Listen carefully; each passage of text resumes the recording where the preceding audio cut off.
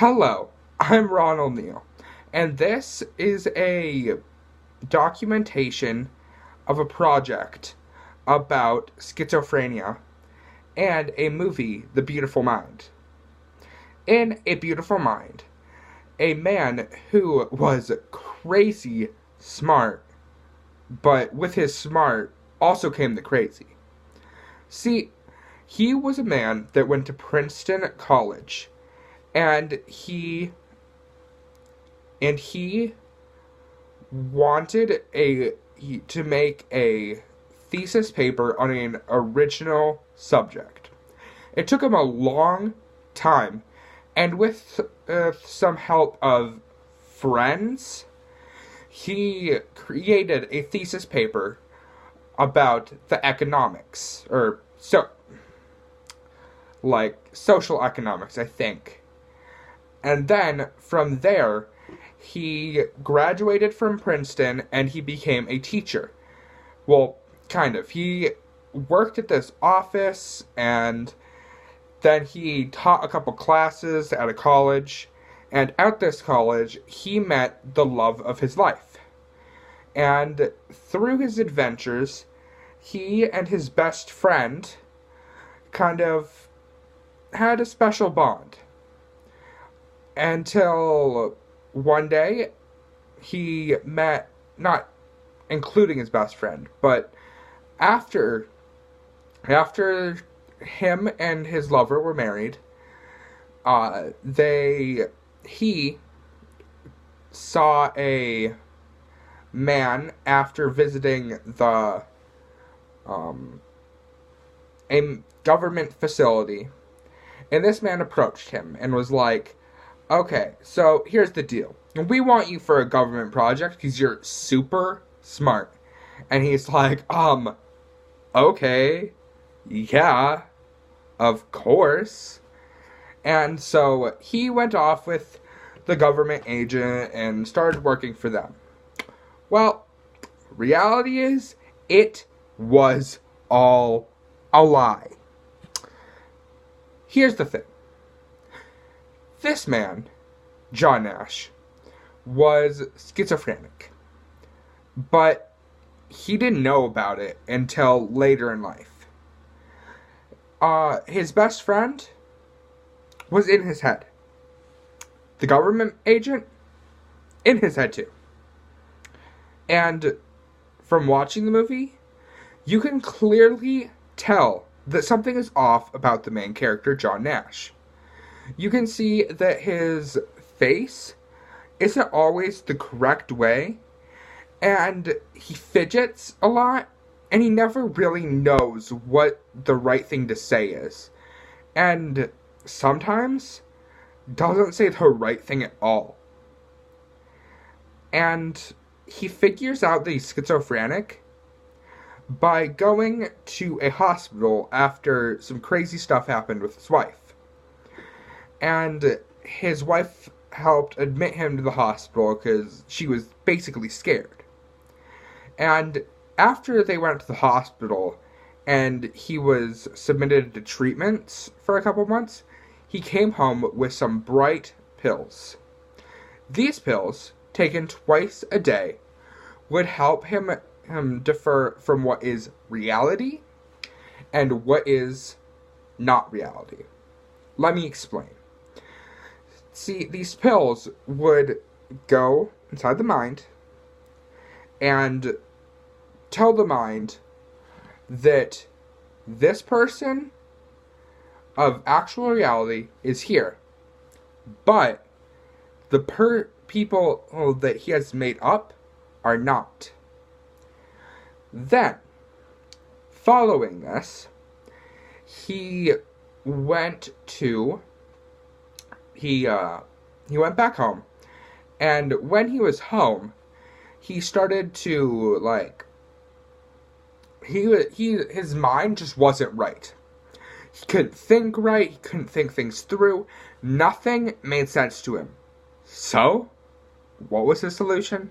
He went off the pills that were helping him. And just because it made him feel dumb.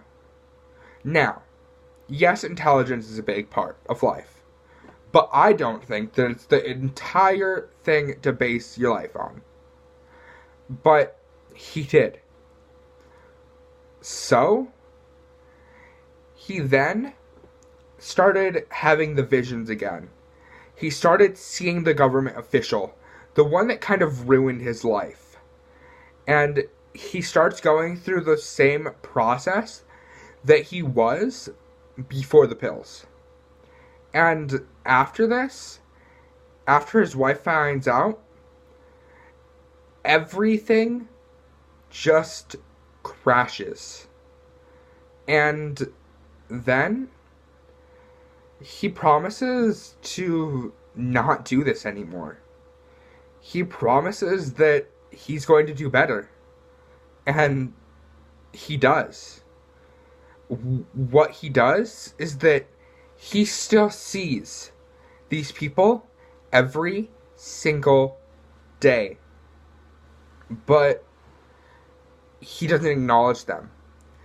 He doesn't tell people that he sees them. He acts like he does not have schizophrenia, when in reality he does. It's one of the bravest acts that a person can do. Someone that can't tell what is real and what is fake has the mindset to make himself believe that he can ignore what his brain is telling him. That is something pretty amazing. And then what schizophrenia actually is it gives a person illusions and hallucinations and delusions and kind of clouds up the mind. And like I said earlier, it makes you see things that aren't actually real. But that's not the full part of it. And it doesn't affect everybody. And it doesn't affect right away. It could affect at 16 years old.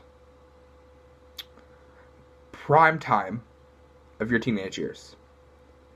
Or it could hit you when you're 32.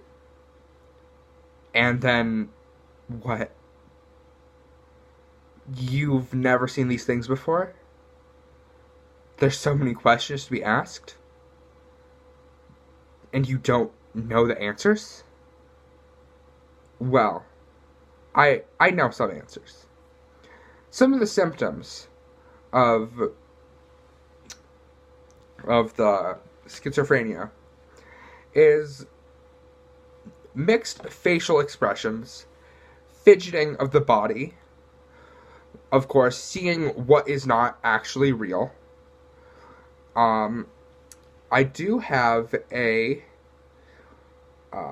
definition of schizophrenia from the National Institute of Mental Health. Schizophrenia, a major mental impairment that impairs a person's thoughts, feelings, and behaviors. These persons with the disorder may look like they have no clue what is real and what is not. Even though schizophrenia isn't as frequent as other disorders, the effects can be severely harmful to them or others around them. And then, if I scroll farther down, I have the symptoms that he occurred. Hallucinations and delusions, fidget, and sometimes he was lost in society. And that is something that schizophrenia people will have a problem with. They will feel like they don't belong, like there's no place for them. They will always ask that they are what is happening, and sometimes they can't decipher what it is. And, of course, not knowing what the right thing to say.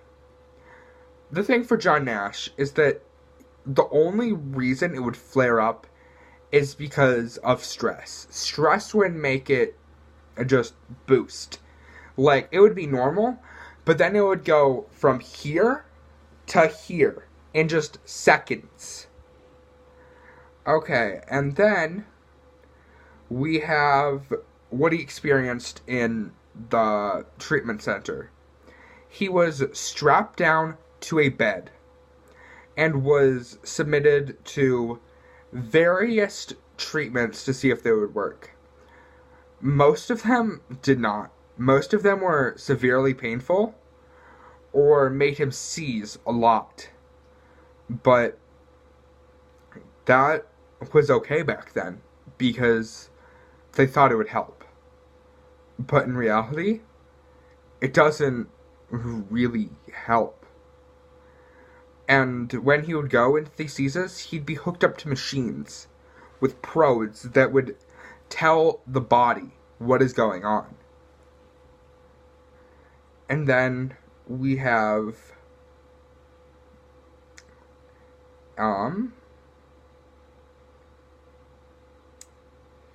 well, what I thought of the movie. I thought the movie was great and cried several times during this movie.